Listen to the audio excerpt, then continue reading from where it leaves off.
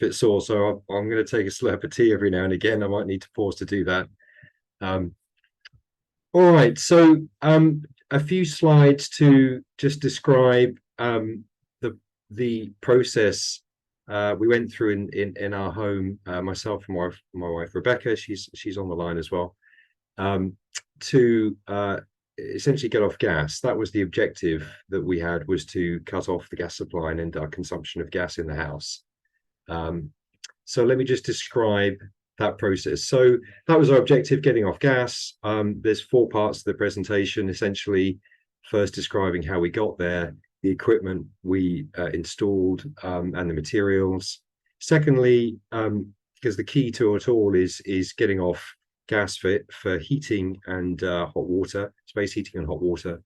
And so I want to talk about the heat pump controls, because that's quite a different way of operating heating, especially relative to a gas boiler. Also, then I'll talk about heat pump performance, consumption, and running costs to give you a sense of what that looks like now, almost a year in. And then finally run through the equipment and installation costs, because I'm sure you'll be interested in that. And I'll set it all out exactly what we spent over the course of this process. So it lasted about a year, all in all, and it did end up with us cutting off the gas supply just a few months back and ending our consumption completely in the house of gas. All right, so our starting point was a house, what is it, 125 years old, very classic Glasgow Victorian sandstone, blonde sandstone. The insulation in the roof was minimal. The previous owner had told us he had fitted in the regulation 100 mil at the time, but no more. And it was also quite a complex roof insulation, because as you can see on the top floor, we have a room-in roof with dormer windows at the front and at the back. So a bit of a complex roof to try and install insulation into, and lots of opportunities for heat to leak out and air to leak in. There was no insulation in the underfloor, none in the external walls either. So really just the very, very basics done to the house. The windows are double glazed throughout, wooden sash windows, and some casement windows and Velux in the loft space. They're all fairly old and of variable quality. So the thickness between the panes is not very great. There's definitely an improvement on single glazed windows, but it's not state of the art, the latest, the highest level thermal performance windows, not by a long shot. And they are most of them are still wooden sash windows, which means there's always going to be some air tightness issues around them. They're not perfect windows, they're not perfect ceiling windows, in short. Now, heating was a gas condensing combi boiler. It was about 7 years old, so pretty efficient, I suspect still. We cooked on a gas hob, an electric oven, and for transport, we already have an EV and rode our bike. So we decarbonized our transport in the year before. So now we were looking to do the same in our house. So the steps we took, it was about a year, just over a year, and I'll walk through in more detail in the following slides. So we started with a home assessment by Loco Home, who are hosting the webinar, and I'll talk through that. Then early into 2023, we installed additional roof insulation. We installed some triple glazed windows in the roof, replacing the existing ones. In April, we installed a new induction stove, got rid of the gas hob. In May, we installed some triple glazed windows in the rear bedrooms of the house. You can see it in this picture here. And yes, that is me on the very top, by the way, doing some painting for my sins. Then in June, we installed the air source heat pump. That was the biggest and the most complex material upgrade for the year. In September, a very small job, we installed a single point mechanical heat ventilation recovery system just in the bathroom, so that we could efficiently extract air without losing too much heat. And then in December, we had our gas meter removed. And in fact, just at the weekend, I removed the box that the gas meter sat in. I don't know why I'd left it just for a couple of months. I just got out there and unscrewed the thing from the wall. So actually, we've got now very few traces of the existing gas equipment left, except obviously all of the pipe work is in place. Not much of that was removed. Most of it's still in situ. Okay, so the first step was to assess our heat demand, and Loco Home came in and spent a day with us. Chris Keras from Loco Home came in and ran a detailed heat loss assessment for the house and looked at other air tightness issues, a whole range of issues in the house. But the core of it was this heat demand assessment. And Chris estimated that we would need 14 kilowatts of heat pumped into the house on a cold day, a day when it's around -4, and that's to raise the temperature of the house roughly to about 21 degrees. So it's 14 kilowatts of heat instantaneously pumped into the house to raise, not instantaneously raising the temperature by that level, but to maintain the heat at around 21 degrees when it's -4 outside. And you can see in the chart there that it's air tightness, ventilation, which is the biggest contributor to that heat loss. Heat loss and heat demand being essentially the same. External walls coming next, ground floor insulation next, external walls next, and so on and so forth. So ventilation is the biggest issue there, contributing to the amount to that heat demand. But later on, that was revised down to 9 kilowatts, and that was a combination of the heat pump installer, one of the heat pump installers we spoke to, who felt that a lower heat demand level was appropriate, and also then Chris revisited his initial estimates and also felt it could come down by a appreciable amount from 14 to 9 kilowatts. And that was through a combination of some house upgrades that we'd done in the interim, fitting some new triple glazed windows. It was a reassessment of the stone wall thermal efficiency. So it was felt that those stone walls or the stone offers better thermal performance than had originally been assessed. And also levels of air tightness were felt to be better because the house had essentially been mostly modernized, not necessarily highly insulated, but had been modernized. So it wasn't an old leaky home anymore. It wasn't a well insulated one, but it wasn't as leaky as it was when it was first built. And it's really important to know this number because the heat pump is sized according to your heat demand. So if you've got bigger heat demand, you need a bigger heat pump. Smaller heat demand, smaller heat pump. So that affects your capital costs. A larger piece of equipment is going to cost more money. So that assessment is important to get as close as possible to the reality of your home, the needs of the house for heat. So with these 2 points of two estimates from the independent one from Loco Home and from the heat pump, one of the heat pump installers, 9 kilowatts was the heat demand that we progressed with for installing the heat pump. And I'll get onto that in a little while. So Chris also assessed the radiators.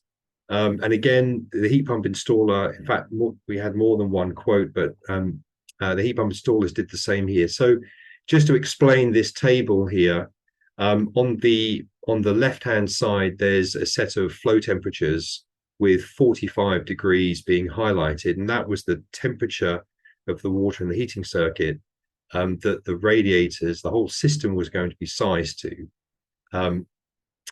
And based on a 45-degree temperature in the heating circuit, most of the radiators in the house were considered to be undersized. So the green bars show where the radiators were being assessed relative to that 45-degree benchmark, and most of them were undersized, some of them worse than others. So with advice from the heat pump installer, we upgraded 5 of them in the living room, the dining room, the kitchen, which was actually okay, but we decided that we just wanted to increase the size of it anyway because it's an area we use a lot. The bathroom, and then one of the bedrooms. So we picked the 5 worst ones and upgraded those based on this assessment. It wasn't so straightforward. We were with another energy company at the time who couldn't really give us a straight answer about whose responsibility it was to remove the gas meter.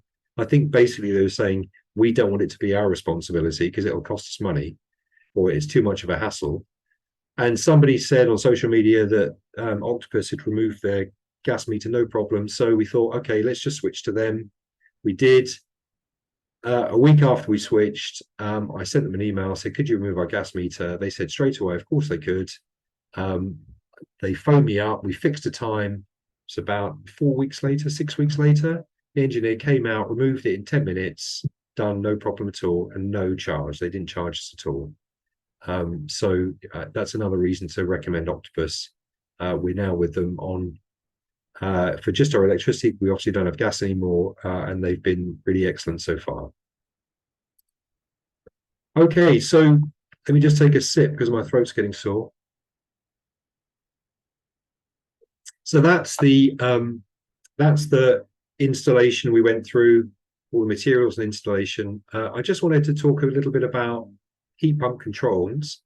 So one thing that was really thrown by when the heat pump was installed is that there is no indoor thermostat. So like most people, we had a little thermostat inside somewhere in our hallway that told us what the temperature was in the room, and we would set it to say, please, boiler, can you please heat the room or heat this space up to whatever it was, 20 degrees or 19 degrees during the day. And then we'd have a program to say, set it down to, well, just normally we would just switch it off at night and during the day when we were out.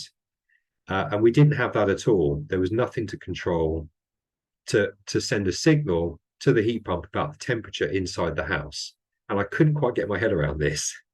And Barry will remember some of those exchanges. So anyway, but now I know how this system works. It's brilliant. And you don't need an internal thermostat at all. In fact, you don't need one, you don't want one. There's no need for one at all. All we have is an external thermometer, a thermometer on the back of the house that sends a temperature reading of the air to the heat pump. And then, depending on what that temperature is outside, the heat pump heats the water in the heating circuit to a certain level. And I'll explain that in a minute. So the operation of the system is mostly the same as a gas boiler, in that you set times for a high temperature, such as when you're in, while you're at home. You also set times for a low temperature, such as at night, or when you're not at home, when you're away on holiday. It could be called something different, like a setback temperature. And you also set what those high and low temperatures are in degrees C. So you might have 20 degrees during the day, or in the evenings when you're at home, and over weekends, you might have 18, 17, you might switch it off at night. What's different, and why I've highlighted it, is this point 4, is that with weather compensation, you set a heating curve. And this is what this chart is on the right. This is taken from the Stiebel manual. And this heats water in the heating circuit according to the outside temperature. So along the bottom here, you can see the outside temperature from -20 to +20. And here is the heating circuit temperature in degrees. And the red line is actually the heating curve that I have chosen, that we have for the house.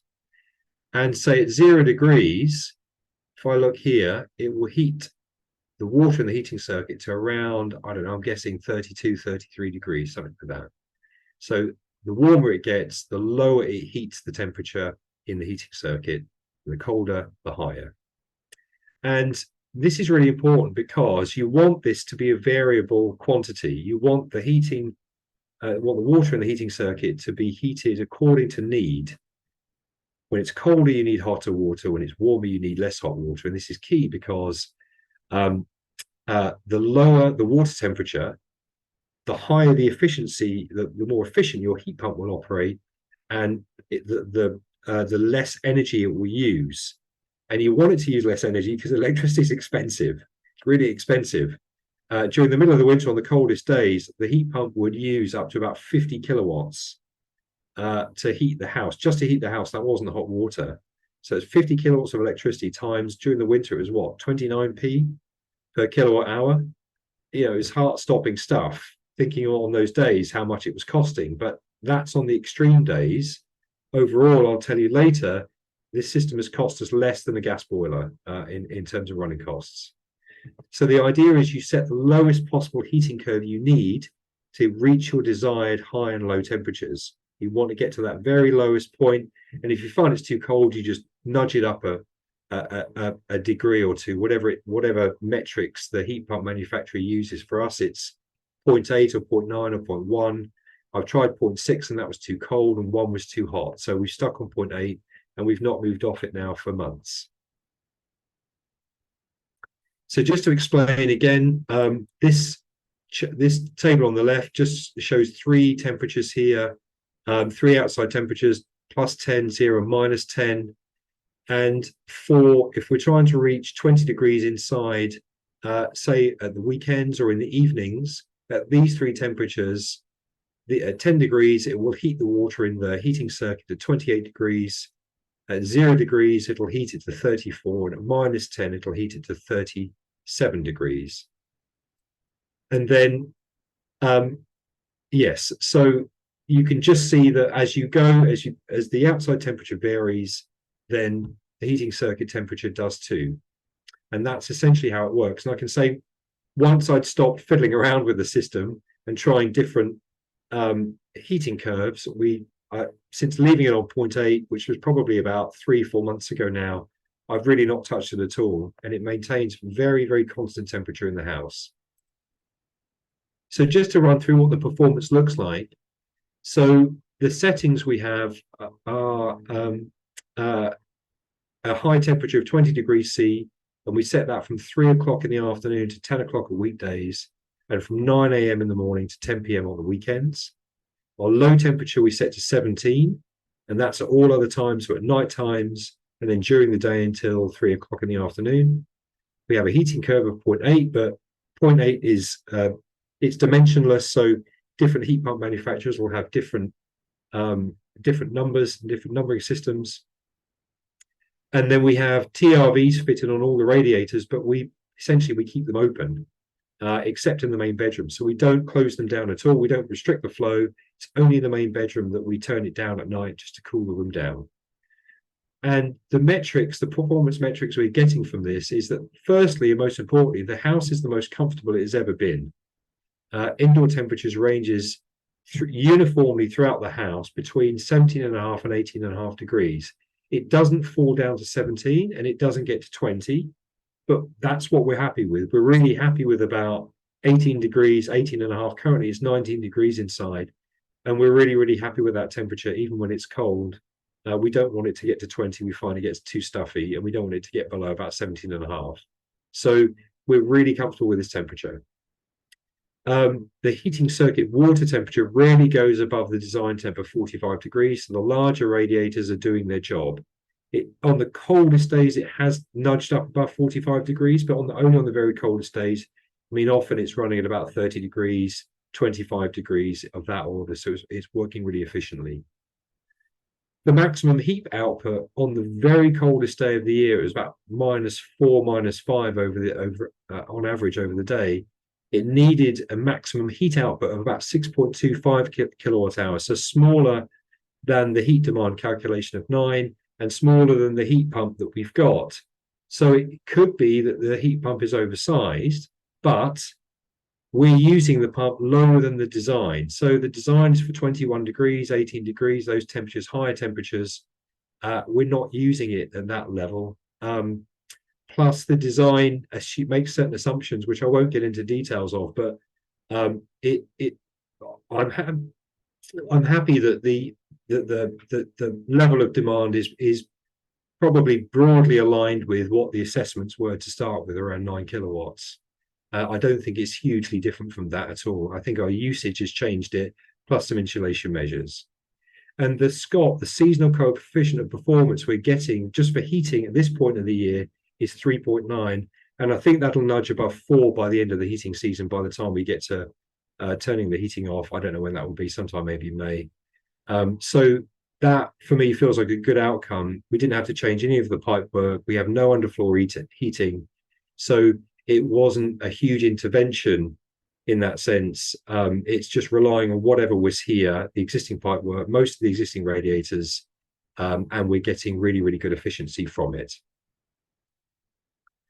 Just to go through the energy consumption. So this graph here shows energy consumption over the last 4 years, including this year. So the year running from June to June each year. So from June 20 to June 21, and then for the 4 years after that. And of course, for this year, for this year we're in now, we've not yet got to June 24, so I've estimated what the last few months might look like based on our previous patterns. And for those first 3 years, we ran a gas boiler. This year, we've run a heat pump, and you can see straight away our overall energy consumption in kilowatt hours has fallen dramatically. But it was already falling here anyway in the last 3 years. But a lot of that, I think, was down to our usage patterns and the outside temperature. So 2021 was really, really cold. It was the coldest it's ever we've experienced in a long time here. It was a really cold year. Plus, we had 4 people at home. It was lockdown. No one was leaving the house. We were home all day, trying to keep warm. We had the heating on a lot. We were really, really burning through a lot of power. Whereas 22, 23, it wasn't as cold. Energy prices were high. My kids had left home. They're both at university. I was in the office. Rebecca was in school all day. The house was cold. We just didn't turn the heating on as much. And it really was cold. It didn't heat up very well at all. So this is not a typical year. I'd say probably something between these 2 years are more typical. Trying to tease out usage from insulation levels is really hard, but I would say that this is not a representative year. The last year, 22-23, these probably are more representative. And just to then show you what the costs are like over on the right-hand side, the costs holding prices constant. So this is the prices that we were on at the start of the calendar year. I've just applied those to all previous years to give a sense of the relative costs over the years. And you can see this is broadly in line with 21-22, but less than the first year, the year that when we first started recording energy consumption. So that year we were burning through about £2,600 in today's prices over the course of a year, and that's total energy, that's whole household energy, so that's electricity for lighting, everything. And then here we're now around 2,000. Plus, on top of that, we didn't charge our EV at home this year either, and now we're charging it at home here. So there's an amount of consumption related to an electric vehicle here that we're not incurring here. So it's difficult to make direct comparisons, but I can say really, really confidently, our running costs have come down probably by a couple of £100 through all these measures. Let me just rattle through this last slide, then we can go to questions. So here's an overview of the costs. I won't go through all of these in detail. You can see the total cost was about 35,000, or nearly 36. We received grants for the roof insulation and for the air source heat pump. That knocked off 10.5 grand. So the whole bill of all of these works were 25,000. So, it's not small change. It's a decent amount of money. But this is the journey we wanted to go on, and we think it was really money well spent. I'll just say something about, and Barry could, if there's time, could come in and comment on this, but the heat pump cost was obviously the largest. I'm really happy with this. So we had, we can see now that some of the large manufacturers are coming on and talking about installing heat pumps at considerably less cost. So really just a few thousand more than the cost of the grant. So, in the region of 10, 11,000 pounds, and perhaps even some of them are saying installing heat pumps for free. It really depends on, I think, a couple of factors. One is, what does your house need? And is it a good design? And so, don't be guided by that on its own. You really need to have a bespoke design for your house. And the first test of that is a heat pump installer doing a good heat loss assessment? They really need to do that. If they don't spend the time understanding your house and looking at the pipe work and looking at the radiators and everything, if they don't give you confidence that they're doing a detailed assessment, then don't go near them. It doesn't matter what the size of the company is, don't go near them. And certainly Renewable Heat did that. And secondly, I think what's really important here is that Renewable Heat are a small company. They're not a big company. They can't afford, they don't have the economy of scale that, say, an Octopus and a British Gas does, and Ovo does. So, there's something to be said there about a choice around, do you go with a large company that can reach that economy of scale and pay very nice dividends to their shareholders, or do you go with a small local company that is employing a whole bunch of apprentices, as Renewable Heat is, and whose apprentices all told me they're incredibly happy working for Renewable Heat. So there's something to consider there about a choice around local versus small versus macro. So we're really happy with renewable heat for those reasons. So in summary, heat pumps can definitely heat old, modestly insulated homes and cost no more than gas. And just to say also, they're not noisy. In case you got that question, I've got links to videos I took during the middle of the winter when the heat pump was running, and it really isn't noisy at all, and you can hear that for yourself.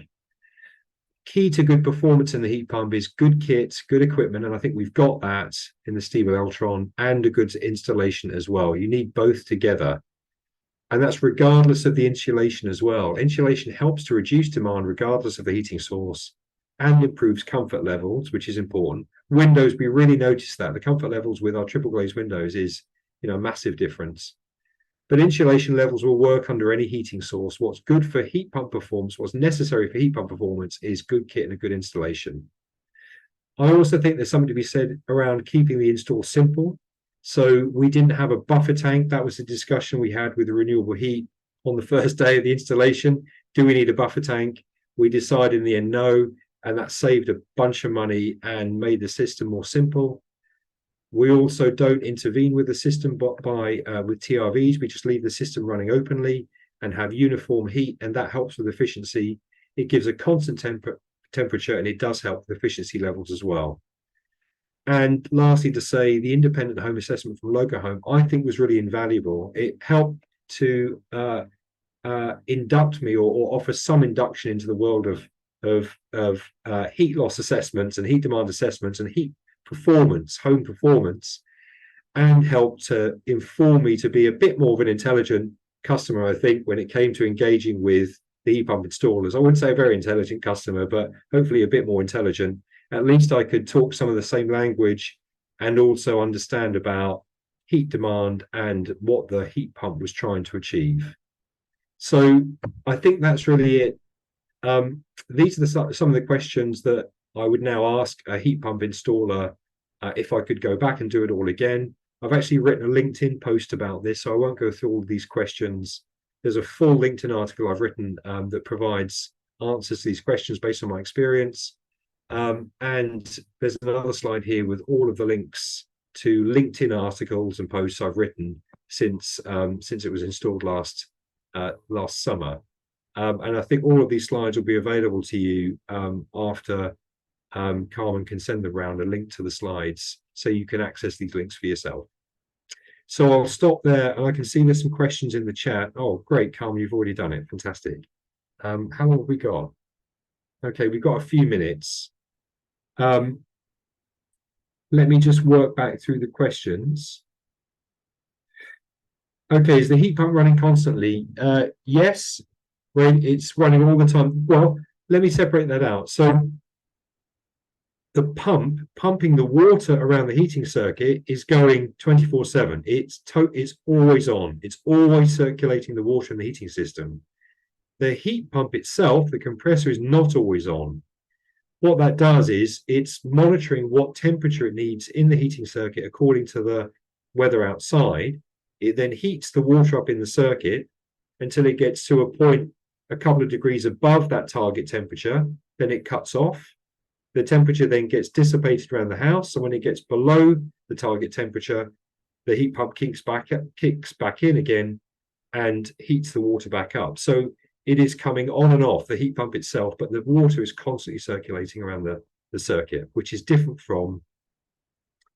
different from a gas boiler, which just cycles on and off and pumps on and off as needed. How do I get on with hot waters for baths and showers? How different from combi? So we have a hot water tank. We're on Octopus Go now, so it's a cheaper tariff at night. So we fill up the hot water tank at night to 40 degrees. It's a big tank for 2 people, so that holds a lot of water for us. We get all the hot water we need. We don't mix down at the showers and the sinks or anything. We don't mix it down at all. So because we're only heating it to 40 degrees, which is quite low. And we do that once a day, it'll top it up. And then once a week, we run a Legionella cycle. So it takes it up to 55, I think, or 60. It runs that once a week again overnight, just to kill all Legionella. And so we get great hot water. The scop, the cop and scop on the hot water isn't as high. But again, it depends on the outside temperature. Today we got a cop for hot water of about 3.5, but typically it's around 2.5 on average, so less than heating. With the main radiator circuit, sorry, excuse me, modulating down to low 40s degrees C, can you say how you've generated domestic hot water? So that's on a separate circuit. So the heat pump heats the water in the tank, the hot water tank, separately. So there's a separate pump for that, separate circuit. That, especially on the Legionella cycle, it has to heat the water there up to above 60 degrees. So to get to the target temperature in the tank of 40 degrees, which is, we reach that every night, it's probably heating the water. I think Steve will say probably about 45 or even up to 50 degrees, just to get to 40 degrees, something like that. Yeah, separate circuit. In a large house, how would you operate full occupancy versus couple using only one bed? Yeah, that's a tricky question in a large house. So I guess we could, if we really wanted, try to close down rooms of the house and just not use them. We did that the last year we operated the heat pump, and we saved an awful lot of energy, but the house was really cold. And then we wanted to use the rooms. Um, we couldn't really because it was too cold. So it's not a living space I'd want to go back to be honest. And there's a very good Heat Geek video. Heat Geek does some brilliant videos, and a very good Heat Geek one about zoning and about how zoning impacts on efficiency of heat pumps. So I'd recommend looking at that.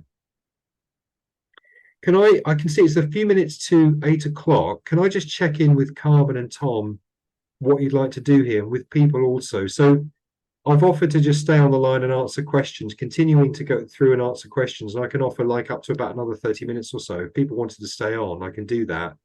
But Carmen and Tom, is there anything you wanted to just say at this point?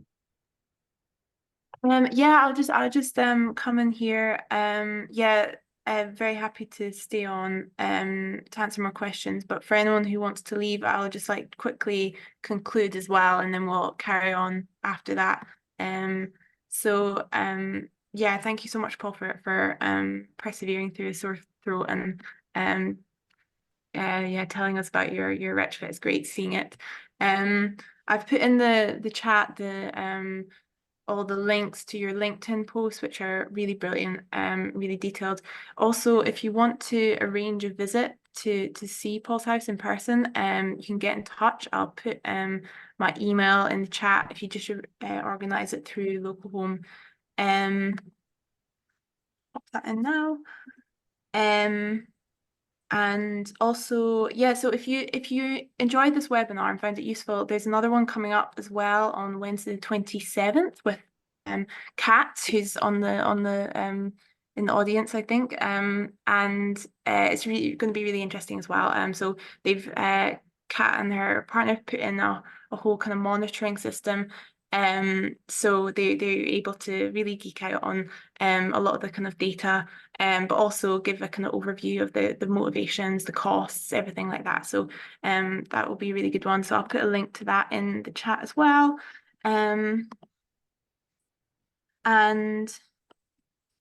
yeah, if you haven't heard of Local Home as well, we are a retrofit cooperative based in Glasgow. We try and make better retrofit more accessible through running events such as this. If you're interested in what we do join the co-op.